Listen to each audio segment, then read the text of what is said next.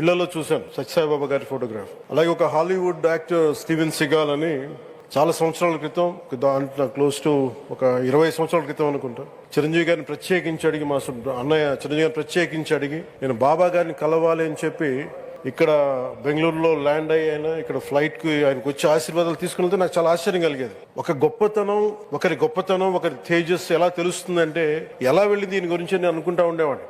బాబా గారిది వెలిసింది భారతదేశంలో అత్యంత వెనకబడ్డ జిల్లా అనంతపురం, రాయలసీమలోని అనంతపురం జిల్లా. ఆయన పుట్టుక కూడా అత్యంత వెనకబడ్డ జిల్లా, నీటికి కూడా కొరత ఉండే జిల్లా, వలసలు వెళ్ళిపోయే జిల్లా. అలాంటి జిల్లాని ఎంచుకున్నారు ఆయన జన్మకు కూడా. అందుకని అలాంటి జన్మ తీసుకున్నాడంటే మహానుభావులే తీసుకోగలరు.